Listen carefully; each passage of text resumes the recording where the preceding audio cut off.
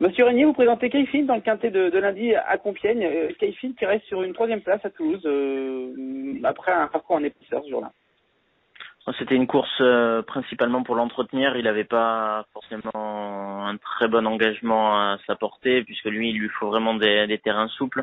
Ça avait annoncé beaucoup de pluie dans le sud-ouest à cette période-là, mais il n'était pas tombé une goutte. Donc la piste était quand même assez ferme. Il avait un mauvais numéro, il avait voyagé en épaisseur. Il lui faut ses aises pour galoper, c'est pour ça qu'il avait préféré Valentin Segui, qui le connaît bien, le garder comme ça en épaisseur. Il avait fourni, je pense, une très très bonne performance sur un terrain qui n'était pas le sien. Maintenant, en vieillissant, j'ai plutôt l'impression qu'il a tendance à se rallonger avec le temps. Oui. Donc, on tente Compiègne, là où il avait quand même terminé bon 3e d'un quintet, un peu plus tôt dans l'année. Mais bon, il avait eu son terrain ce jour-là. Et Umberto Vespoli qui le connaît. Donc là, Umberto est retenu par ses engagements pour monter pour Alain Bonin. Donc je ne sais pas à l'heure d'aujourd'hui qui sera associé à Kayfin.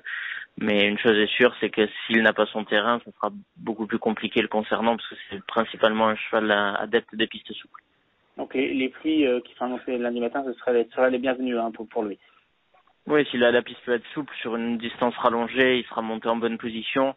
Et s'il a ses aises pour s'exprimer, il devrait quand même fournir une bonne course, puisqu'il il a l'air d'être en bonne forme, et on est obligé de le courir pour l'entretenir un peu, parce que si on le laisse trop sur la fraîcheur, ce sera compliqué de l'avoir vraiment compétitif si on a tous les paramètres dans les semaines à venir.